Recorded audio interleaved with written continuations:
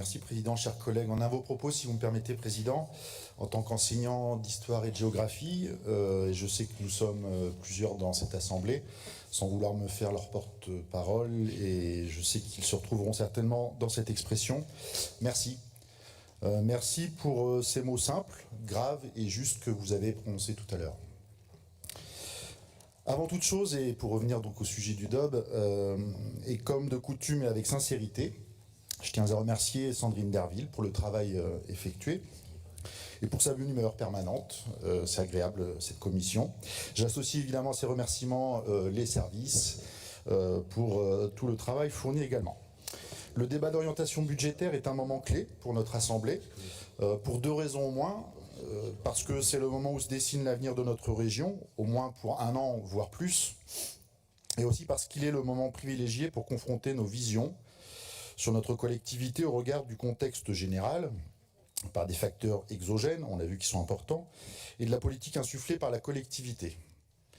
Aussi, la lecture du document présenté, plus que poser des orientations, nous aura laissé plutôt une impression de désorientation. C'est ce sentiment que je vais exprimer. Le premier nous est extérieur, nous le subissons, c'est celui relatif aux contraintes imposées par l'État, marge de manœuvre sur la fiscalité réduite à peau de chagrin, des transferts de compétences peu compensés ou pas à la hauteur, une fiscalité déconnectée de nos compétences, voire pire, une fiscalité où nous avons la main qui est à contresens de toute logique écologique dans laquelle nous devons aller. Je pense bien sûr à la fiscalité carte grise et TICPE, comme ça a été évoqué. Au cœur de ces incohérences, le centralisme français, où les enjeux de territoire sont incompris. Et là, Président, vous nous trouverez à vos côtés pour défendre la décentralisation que vous appelez de vos voeux par ailleurs. Tout chef d'exécutif dans cette assemblée, je pense aux maires notamment, comprendront ce message.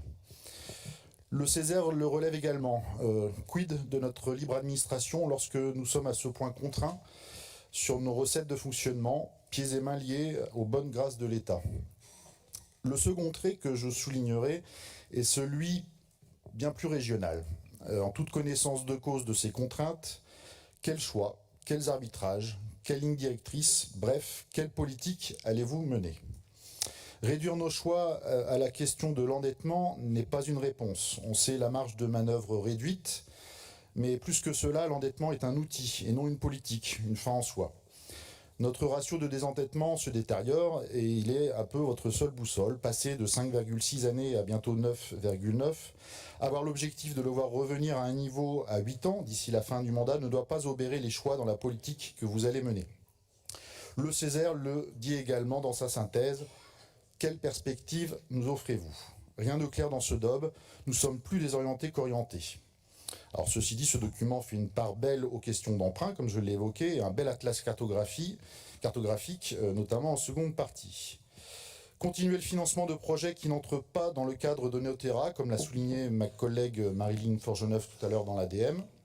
Financer des projets dont on pourrait se priver, ma collègue Christine Seguino va nous l'illustrer. La mobilité notamment, en jeu s'il en est, et une bonne illustration de la réponse aux contraintes qui sont devant nous et où le champ des possibles sur un meilleur service public est possible, en répondant pour une part aux difficultés financières à venir. Enfin, décentralisation, ce que vous appelez de vos voeux, comme je l'ai dit, nous vous le demandons aussi sur notre territoire et nous vous invitons à porter les mêmes axes de réflexion dans cette enceinte que celles que vous portez hors de celle-ci. Enfin, pour terminer, en aménagement du territoire, dans qui est notre compétence, une de nos compétences premières, je ne rejoins pas ce qui vient d'être évoqué par Nicolas Florian. J'aimerais que ce soit un atout, mais hélas, quand justement on regarde dans ce DOB la cartographie qui nous est fournie, notamment sur les questions de population, de richesse, etc., ça nous montre bien un gros problème de déséquilibre territorial auquel nous avons à faire face et qui doit donc être notre priorité. Voilà, des inquiétudes partagées pour certaines, des interrogations dont nous ne voyons pas de réponse. On n'attendait pas mieux, on n'espérait pas pire non plus. On souhaitait voir émerger de l'originalité, une sortie du modernisme et des mêmes réponses toutes faites qui nous ont conduits là où nous en sommes, désorientés. À l'ouest, rien de nouveau. Voilà, je vous remercie. Je laisserai Christine Seguino illustrer le propos que j'évoquais par un exemple mentionné sur les transports.